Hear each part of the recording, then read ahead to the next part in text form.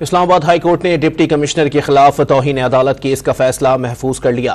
DC Irfan Nawaz Memon को उम्रे के लिए बैरून मुल्क जाने की इजाजत न मिल सकी। तौहीन अदालत केस का फैसला 1 मार्च को सुनाया जाएगा। मजीद जानते हैं डॉन न्यूज के नुमाइंदे उमर बढ़नी से। जी उमर, अपडेट कीजिएगा। इस्लामाबाद हाई कोर्ट ने डिप्टी कमिश्नर तौहीन अदालत केस का फैसला जो है वो महफूज कर लिया है और ये फैसला जो है वो 1 मार्च को सुनाया जाएगा। अदालत ने करार दिया है कि मजीद किसी कानूनी मामलत अगर दरकार हुई तो आइंदा समाअत पर मामलत लेंगे, जिसके बाद ये फैसला जो है वो सुनाएंगे।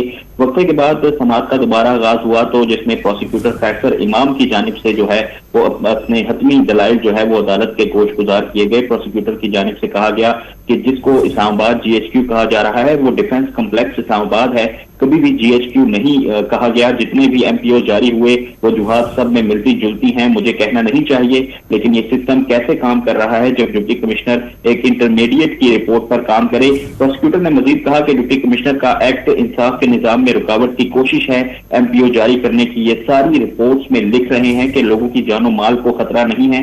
किसी शख्स का नाम नहीं बताया गया जिसे शहरियार अफरीदी ने उकसाया या इश्तियाल दिलाया। इसके अलावा जो राजा रिजवान अब्बासी हैं डिप्टी प्रोसिक्यूटर के वकील, उनकी जानिब से भी जो जवाब में दलाइल दिए गए और उनका कहना था कि तौहीन अदालत की कार्रवाई अदालती अहकामात की खिलाफ वर्जी या तौहीन पर होती है। अदालत के सामने रोजाना की बुनियाद पर इस नौयत के मामलात आते हैं। इस केस में अदालती अहकामात की खिलाफ वर्जी या तौहीन अदालत का आंसर मौजूद नहीं है।